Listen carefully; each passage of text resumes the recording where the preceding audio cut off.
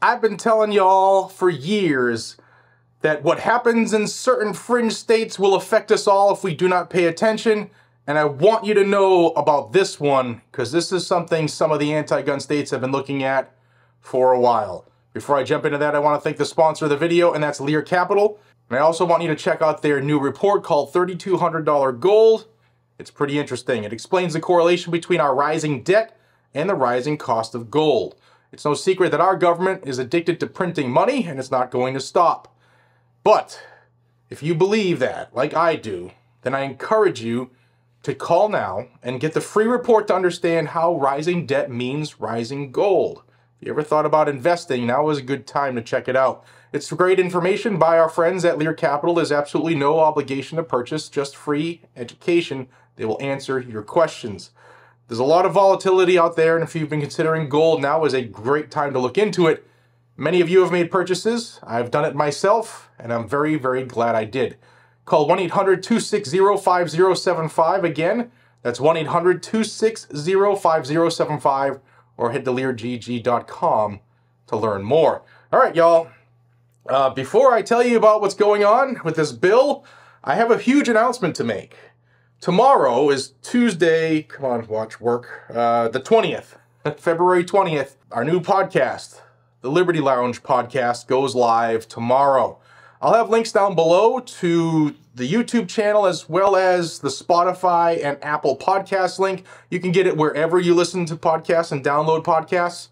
I'm looking forward to this. It's a joint collab between myself, my friends Johnny B and Anthony from Armed Scholar, and we're also going to have many guests from our community and outside of our community. It's an opportunity for us to talk about all things that affect our freedom in this country, and I think it's going to be really, really fun. So check it out, please, and thank you for your consideration. Now, here is something that I want you to know. There's numerous bills that start in places like California and Massachusetts and New York that trickle down to the other anti-gun states because they say, they got away with it, now we should too. Right after the Bruin decision, that took place with all of the states that said, you know what, we're going to make everything a sensitive place. And here's the next bill that I want you to be aware of, because this will start to trickle down, and they want you to register every gun you have and pay to do it every single year. It's Senate Bill 1160 in the state of California. It was introduced on Valentine's Day by Senator Portantino, who loves freedom so much he did this on Valentine's Day. He's the person behind many of California's anti-gun bills. Here's his press release for it. Said Senator Anthony Portantino introduced SB 1160 today, a measure that would require gun owners to annually register their firearms with the California Department of Justice. Here's a quote.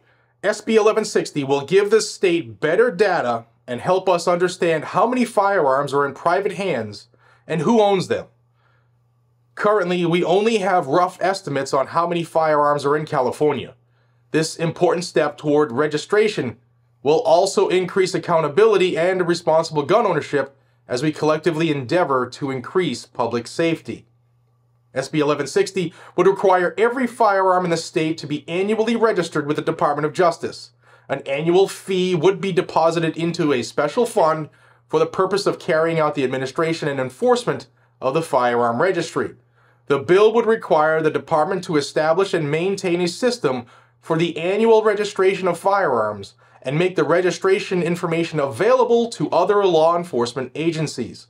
SB 1160 also requires that reasonable efforts be made to notify firearms dealers, owners, and the public about registration requirements.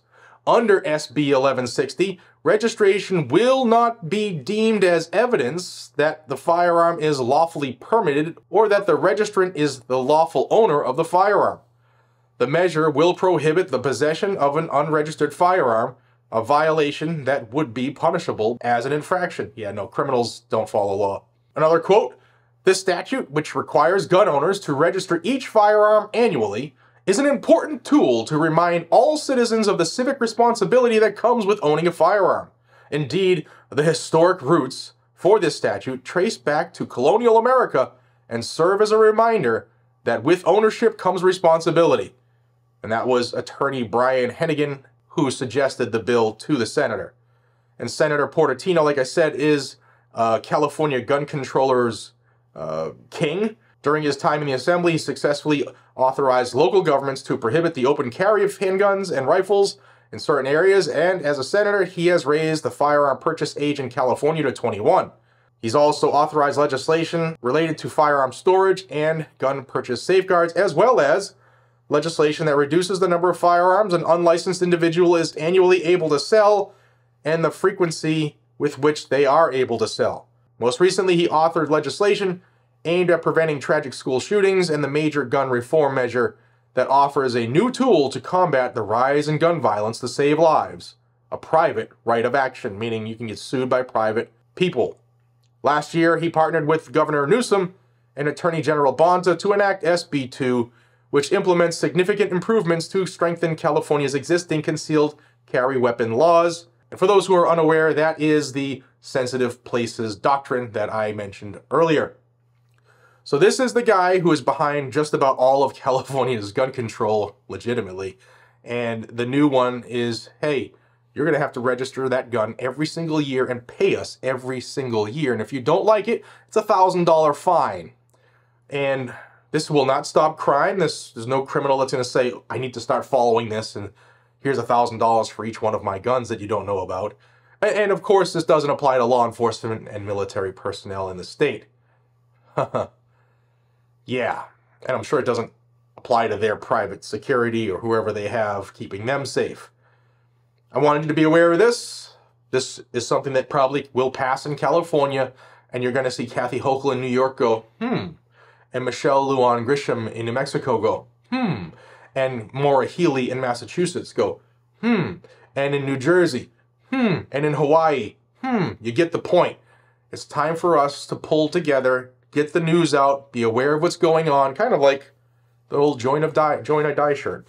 I don't know why I can't talk. Join or die shirt. You can get that link below.